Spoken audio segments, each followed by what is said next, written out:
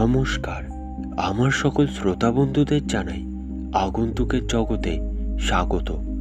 আগন্তুকের প্রত্যেকটি গল্প ও ঘটনা শুনতে অতি অবশ্যই যুক্ত থাকুন আমাদের সাথে এবং শুনতে থাকুন আগন্তুকের আজকের গল্প।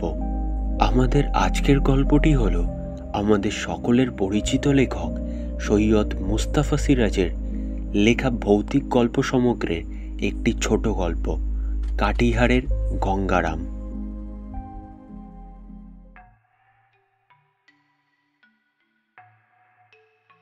ছোট মামার সঙ্গে রাত বিরেতে বাইরে কোথাও গেলেই কী সব বিদঘুটে কাণ্ড বেঁধে যায়। তাই ছোট মামা সাদাসাদি করলেও সন্ধ্যার পর তার সঙ্গে কোথাও যেতুম না। সে কলকাতার যাত্রা দেখতেই হোক কি মেলা দেখতেই হোক। অবশ্য সবসময় দোষটা যে ছোট মামারই এমন কিন্তু নয়। কোথাও দিন দুপুরে গিয়ে কোনো কারণে ফিরতে সন্ধ্যা বা রাত্রি তো হতেই পারে, তখন কি আর করা যাবে। তেমনই একটা রাতের বিদঘুটে কাণ্ডের কথা মনে পড়ে গেল, সেটা গোড়া থেকেই বলা যাক। ঠাকুরদা সপ্তাহে 3 দিন দাড়ি কামাতেন, আর তার দাড়ি কামাতে আসতো ভোলারাম নরসুন্দর। ভোলারামকে নাপিত বললেই জিভ কেটে সে বলতো, ছি ছি, নাপিত বলতে নেই। নাপিত বললে কি হবে যেন খোকা বাবু? এই বয়সেই বড়বাবুর মতো তোমার দাড়ি গোপ গজিয়ে যাবে। আমাকে বলবে নরসুন্দর, কেমন? এই ভোলারামের অভ্যাস ছিল দাড়ি কামাতে কামাতে গায়ের সব রকম খবর বলা।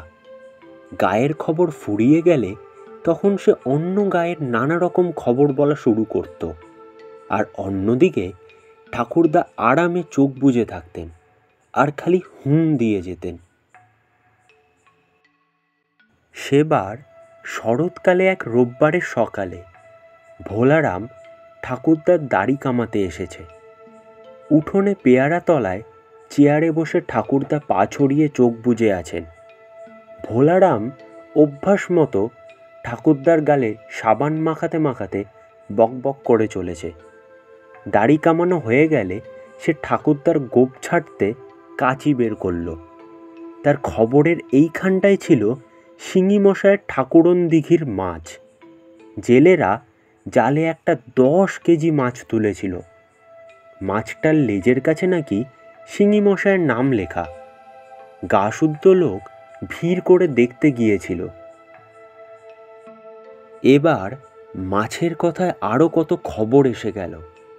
গোপ ছাটা হয়ে গেলে আয়নায় গোপ দেখতে দেখতে ঠাকুরদা বললেন, হ্যাঁ ভোলারাম, এত রকম মাছের খবর তো দিচ্ছ, কিন্তু আজকাল আগের মতো বড় বড় খয়রা মাছ দেখি না কেন?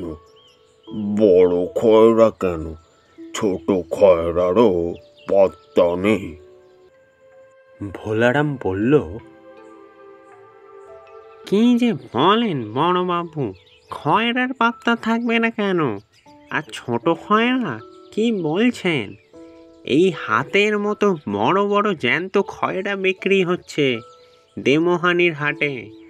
বিল ভাসানো জল টেনে নিচ্ছে মৌরি নদী, আর নদীর মুখে জাল পেতে বসে আছে জেলেরা। পেল্লাই সাইজের খয়রা জালে উঠছে, দেখলে চোখ জ্বলে যাবে বড়বাবু। ঠাকুরদা চেয়ারে সোজা হয়ে বসলেন।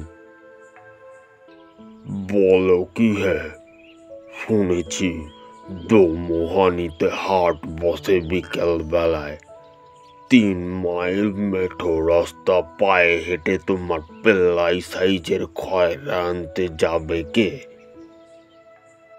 ছোট মামা সবে তখন বাড়ি ঢুকছিলেন। তাকে দেখিয়ে ভোলারাম বলল, ওই তো নান্টুবাবুকে পাঠিয়ে দিলেই হলো। দুপুরে খেয়ে দে বেরিয়ে যাবেন। পড়ন্ত বেলায় বিল থেকে মাছ আসতে শুরু করবে। সস্তার 3 অবস্থা বলে কথা আছে না? 10 টাকা কেজি দর হাঁকতে হাঁকতে মেছুনি মাসিরা শেষ অবধি 5 টাকায় দর নামাবে। অত খদ্দের কোথা? ছোট মামার ডাক নাম নান্টু আর আমার ডাক নাম পুটু। ঠাকুরদার হুকুম না মেনে উপায় নেই। ছোট মামা মুখ বেজার করে ঘরে ঢুকলেন। বিকেলে স্কুলের মাঠে ক্রিকেটের টুর্নামেন্ট। আমিও মনমরা হয়ে গেলুম। একা একা কি খেলা দেখতে ভালো লাগে? ভোলারাম নরসুন্দর ছুরি কাঁচি নড়ুন গুটিয়ে ছোট বাক্সতে ভরে আমার দিকে তাকালো। চোখ নাচিয়ে সে বললে, পটুবাবু, তুমিও মামার সঙ্গে যেও। দেমোহানির হাটতলায় ম্যাজিক তাঁবু বসেছে। কাটামুন্ডুর খেলা দেখলে তুমি একেবারে অবাক হয়ে যাবে। হ্যাঁ গো পটুবাবু, 2 চোখের দিব্যি। আমি নিজে গিয়ে দেখে এসেছি। কাটামুন্ডু কথা বলছে। ঠাকুরদা সাই দিয়ে বললেন, বাহ, এখন তো পুজোর ছুটি। পুটু, নান্টুর সঙ্গে দোমোহানি গিয়ে ম্যাজিক দেখে এসো। আমি বাড়তি টাকা দেব। পাড়াগাঁয়ের ছেলেদের পায়ে হাঁটার অভ্যাস তখনও ছিল। এদিকের লোকে দূরত্ব মাপতে কিলোমিটার বলতো না, কিলোগ্রাম বা কেজি অবশ্য চালু হয়েছিল, কিন্তু মাইল বা ক্রোশ কথাটা চালু ছিল। 3 মাইল মানে 1.5 ক্রোশ। মাটির রাস্তা শরৎকালে মোটামুটি শুকিয়ে খটখটে হয়েছে, তবে কোথাও কোথাও একটু কাদা আছে। দুধারে আদিগন্ত ধান ক্ষেত, কখনো গাছপালার জটলা বা ঝোপঝাড়। দোমোহানির হাটতলায় পৌঁছে দেখি সত্যিই ম্যাজিকের তাঁবু বসেছে। একটু পরেই মাইকে গান বাজনা শুরু হয়ে গেল। মনটা নেচে উঠল। খয়রা মাছ কিনেই ম্যাজিকের টিকিট কাটতে বললুম ছোট মামাকে। ছোট মামা যেখানে মাছ বিক্রি হচ্ছিল সেখানে গেলেন। হাটে বড্ড ভিড়। ছোট মামার কোমরের কাছে শার্টটা আঁকড়ে ধরেছিল, পাছে হারিয়ে যাই। একটু পরে দেখলুম ভোলারাম মিথ্যা বলেনি। খয়রা মাছগুলো তার হাতের মতো বড় না হলেও আমার হাতের সাইজ। দরাদরি করে ছোট মামা 7 টাকায় 1 কেজি খয়রা কিনে থলে ভরলেন। তারপর ভিড়ের বাইরে গিয়ে তিনি বললেন, বুঝলি পুটু, দর আরও কমবে, কিন্তু আমারও যে কাটামুন্ডুর খেলা দেখতে ইচ্ছে করছে। ওই শোন কি বলছে ম্যাজিশিয়ান। কালো প্যান্ট কোট শার্ট আর মাথায় টুপি পরা একটা লোক গেটের পাশে অঙ্গি ভঙ্গি করে চেঁচাচ্ছিল, আরম্ভ আরম্ভ এক্ষুনি আরম্ভ আরম্ভ হয়ে যাবে, আরম্ভ আরম্ভ। আরম্ভকে আরম্ভ বলায় খুব মজা পাচ্ছিলুম। বললুম, চলুন ছোট মামা, এখনই টিকিট কিনে সামনের সিটে বসে পড়ি। দেরি করলে পিছনে বসতে হবে। ঠিক বলেছিস পুটু। এই বলে ছোট মামা মাছের থলেটা সাবধানে একটু গুটিয়ে নিয়ে 2টো টিকিট কাটলেন। তারপর আমাকে এক হাতে টেনে তাঁবুতে ঢুকলেন। ভিতরে ঢুকে ভারী নিরাশ হলুম। কোথাও চেয়ার বেঞ্চ নেই। মেঝে 17 ইঞ্চি পাতা আছে, কিন্তু ততক্ষণে সামনের দিকটা লোকেরা ঠাসাঠাসি করে বসেছে। ছোট মামা বিরক্ত হয়ে বললেন, কোনো মানে হয়? তোর না হয় হাফ প্যান্টুল, আমার যে ফুল প্যান্ট। শোন, এই পেছনেই দাঁড়িয়ে দাঁড়িয়ে কাটামুন্ডুর খেলা দেখব। বাইরের সেই লোকটা যাকে ম্যাজিশিয়ান ভেবেছিল, সে এবার চেঁচাচ্ছে, কাটা কাটা কাটা কাটা কাটা কথা কথা বলবে, আরম্ভ আরম্ভ। ভিড় ক্রমশ বাড়ছিল। ছোট মামা আর আমার পিঠ তখন তাঁবুর কাপড়ে ঠেকেছে। এতক্ষণে স্টেজের পর্দা উঠল। তারপর দেখি আমি ম্যাজিশিয়ানকে ঠিকই চিনতে পেরেছিলুম। সে কোন পথে স্টেজে এসে দাঁড়িয়েছে ভেবে পেলুম না। সে বলল, আমি প্রফেসর বঙ্কারাম হাঁটি, আমি বাঘে পেলেই লোকের মাথা কাটি। সবাই হেসে উঠল। সে বেশ মিল দিয়ে কথা বলছিল। আমিও হেসে অস্থির হচ্ছিলুম। দেখলুম ছোট মামাও খুব হাসছেন। প্রথমে কয়েকটা আশ্চর্য ম্যাজিক দেখানোর পর ম্যাজিশিয়ান বলল, এবার আমি সেরা খেলাটা দেখাবো, কাটামুন্ডুর খেলা। কাটামুন্ডুর গলায় দেখবেন চাপ চাপ রক্ত। খোকা খুকুরা ভয় পেলে চোখ বুজে থেকো, ভয় পেলে কান্নাকাটি করলেই খেলা হয়ে যাবে পণ্ড। এবার দুটো লোক একটা টেবিলের মতো জিনিস স্টেজে আনলো। জিনিসটার চারিদিকে কালো কাপড়ে ঘেরা। ম্যাজিশিয়ান বলল, তাহলে কাটামুন্ডুর খেলা শুরু করি। 1, 2, 3। অমনি দেখি ওপরের অংশে কালো কাপড় পর্দার মতো গুটিয়ে গেল। তারপর যা দেখলুম, আঁতকে উঠে ছোট মামাকে আঁকড়ে ধরলুম। টেবিলের ওপর একটা মানুষের মুন্ডু, গলার কাছে চাপ চাপ রক্ত, কিন্তু মুন্ডুটা দিব্যি হাসছে, চোখ নাচাচ্ছে। এ তো ভারী অদ্ভুত। ম্যাজিশিয়ান বলল, আই কাটামুন্ডু, তোর নাম কি? কাটামুন্ডু বিদঘুটে গলায় বলল, গঙ্গারাম। ভালো করে বল।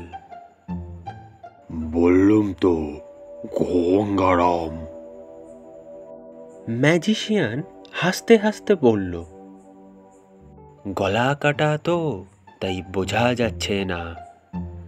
ওর নাম গঙ্গারাম।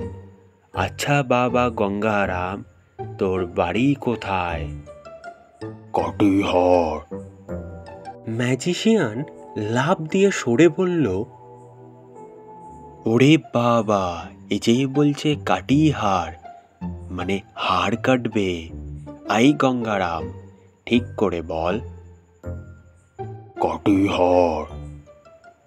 ম্যাজিশিয়ান কান পেতে শোনার ভঙ্গি করল, করার পর হাসল। কাটিহার বলছে, বিহারে কাটিহার আছে না, সেই কাটিহার। তা বাবা কাটিহারের গঙ্গারাম, তোর মুন্ডু কাটলো কে? কাটামুন্ডু ঘর ঘরে গলায় বলল, বঙ্কারাম। ম্যাজিশিয়ান লাফিয়ে উঠল, ওরে বাবা, বঙ্কারাম বলছে যে, আমি তো বঙ্কারাম। এক্ষুনি আমাকে পুলিশে ধরবে। ওরে, তোরা কাটামুন্ডুকে নিয়ে গিয়ে লুকিয়ে রাখ। আবার কালো পর্দাটা টেবিলের ওপর ঘিরে ফেলল। সেই লোক দুটো পর্দা ঘেরা টেবিলটা স্টেজের পেছনে নিয়ে গেল। দর্শকরা হাততালি দিল। ম্যাজিশিয়ান হাতে জাদুদণ্ড নিয়ে একটু ঝুঁকে দর্শকদের অভিবাদন গ্রহণ করল। ম্যাজিক শেষ হওয়ার পর বেরিয়ে দেখি হাট প্রায় শেষ হয়ে গেছে। মেছো মেছুনিরা পিদিম জেলে তখনও মাছ নিয়ে বসে আছে। গ্যাসবাতি জেলে বসে আছে কিছু পশারি। ম্যাজিক দেখা লোকগুলো ছড়িয়ে পড়ল, কে কোথায় কে জানে। তবে মেছো মেছুনিদের দিকে আবার ভিড় দেখলুম। ছোট মামা বললেন, একটু ভুল হয়ে গেছে, বুঝলি পুটু? কি ভুল ছোট মামা? এখন খয়রা মাছ কিনলে সস্তায় পেতুম। যাগ্গে, যা হওয়ার হয়ে গেছে, এখন আর ও নিয়ে ভেবে লাভ নেই। কিন্তু বলেই ছোট মামা থমকে দাঁড়ালেন। জিজ্ঞেস করলুম, কি হলো ছোট মামা? আর একটা ভুল করে বসে আছি রে পুটু, টর্চ আনিনি যে। এতক্ষণে আমিও একটু ভাবনায় পড়ে গেলুম। ছোট মামার সঙ্গে রাত বিরেতে গেলেই কী সব বিদঘুটে কাণ্ড হয়, এতক্ষণ মনে ছিল না। ছোট মামা বললেন, চাঁদ উঠতে দেরি আছে, অতক্ষণ অপেক্ষা করলে তো ঠাকুরদার পাতে রাত্রিবেলায় খয়রা মাছ পড়বে না। বরং এক কাজ করা যাক, হাটে দেখছিলুম একটা লোক বেতের ছড়ি বিক্রি করছে, আয় তো দেখি। একটা ছড়ি টড়ি থাকলে সাহস বাড়ে, বুঝলি বুটু? মাত্র 2 টাকায় একটা বেতের ছড়ি পাওয়া গেল। ছাতার বাটের মতো বাঁকানো হাতল আছে। ছড়িটা বগলদাপা করে মাঝ ভর্তি থলে ঝুলিয়ে ছোট মামা হাঁটতে লাগলেন। আমি তার কাজ ঘেঁষে হাঁটছিলুম। কিছুক্ষণ চলার পর অন্ধকার স্বচ্ছ মনে হলো। শরৎকালের আকাশে নক্ষত্ররা উজ্জ্বল হয়। ছোট মামা একটু হেসে বললেন, বুঝলি পুটু, ঠিক এমনি একটি ছড়ি শিঙি মশায়ের আছে, দেখিসনি তুই? বললুম, শিঙি মশাই সবসময় ছড়ি হাতে নিয়ে হাঁটেন কেন ছোট মামা? ওটা স্টাইল, বুঝলি? সব মানুষ বুড়ো হলেই ছড়ি নিয়ে হাঁটে না।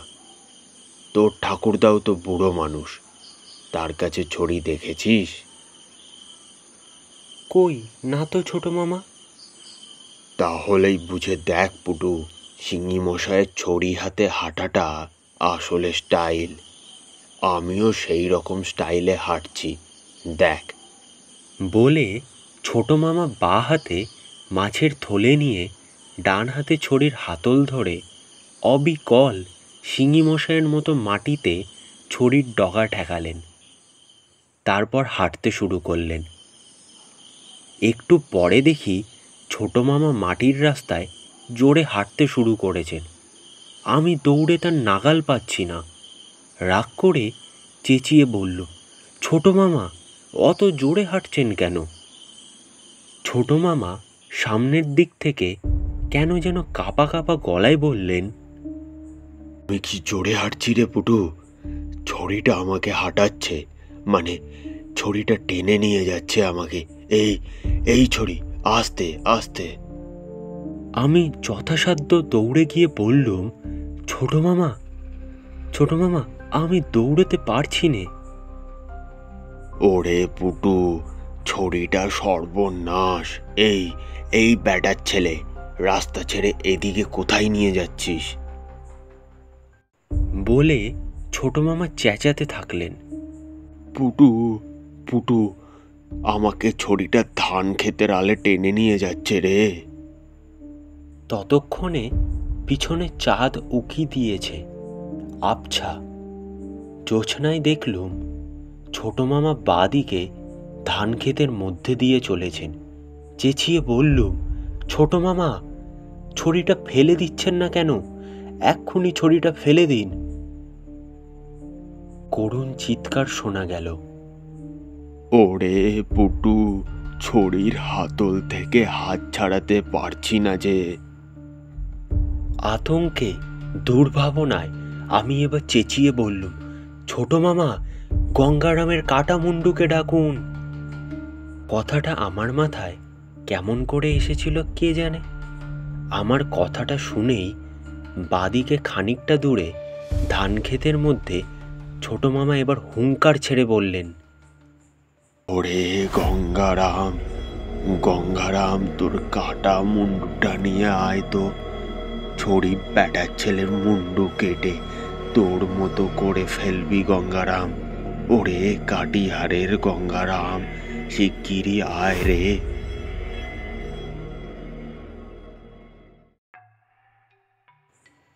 তারপরই ছোট মামার হাসি শুনতে পেলুম। আবছা জ্যোৎস্নায় ছোট মামাকে হাসতে হাসতে ফিরে আসতে দেখলুম। তিনি বলছিলেন, কেমন জব্দ, হ্যাঁ? গঙ্গারামের কাটামুন্ডুকে ডাকতে ছড়িটা আমার হাত থেকে খসে ডিগবাজি খেতে খেতে পালিয়ে গেল। ছোট মামার প্যান্টের নিচের দিকটা শিশিরে আর ঘাসের কুটোয় নোংরা হয়ে গেছে, ভিজে জব জব করছে। তিনি আমার কাছে এসে হাঁপাতে হাঁপাতে বললেন, ওহ, কি সর্বনেশে ছড়ির পাল্লায় পড়েছিলুম রে পুটু। ভাগ্যিস তুই বুদ্ধি করে গঙ্গারামের কাটামুন্ডুর কথা মনে করিয়ে দিয়েছিলি। বললুম, ছোট মামা, কিন্তু গঙ্গারামের কাটামুন্ডুকে ছড়ির ভূত অত ভয় পেল কেন? ছোট মামা বললেন, বুঝতে পারিসনি পুটু, ছড়ির ভূত নিশ্চয় ম্যাজিকের তাঁবুতে গঙ্গারামের কাটামুন্ডু দেখেছিল।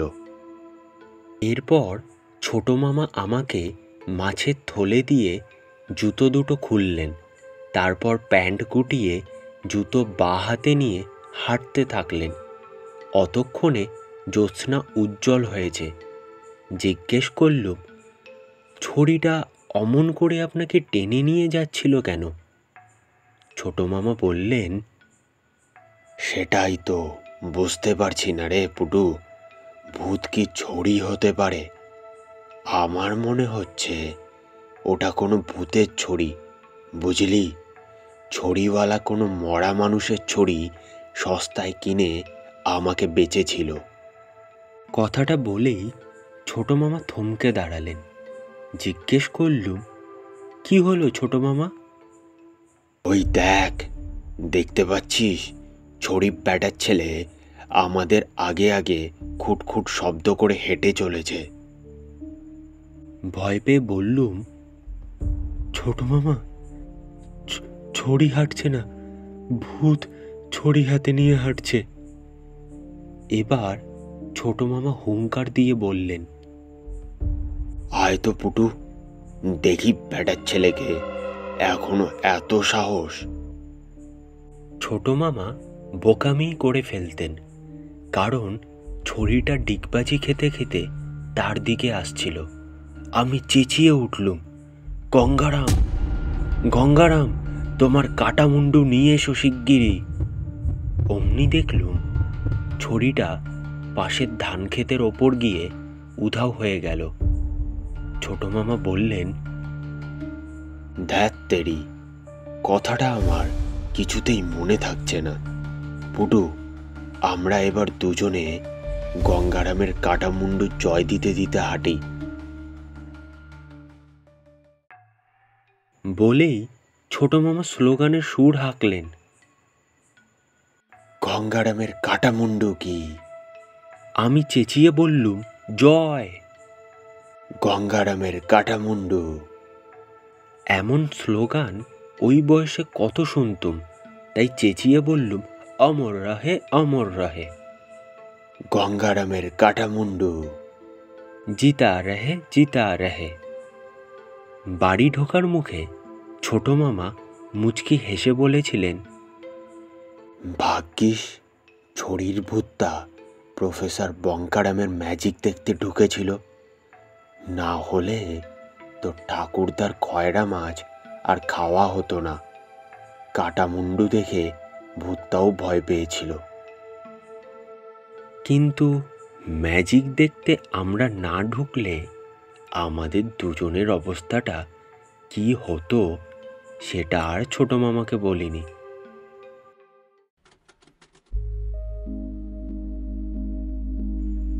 আশা করছি আপনাদের সকলের গল্পটি ভালো লেগেছে এবং আপনারা গল্পটি উপভোগ করেছেন। এভাবেই যুক্ত থাকুন আমাদের সাথে এবং শুনতে থাকুন আগন্তুককে।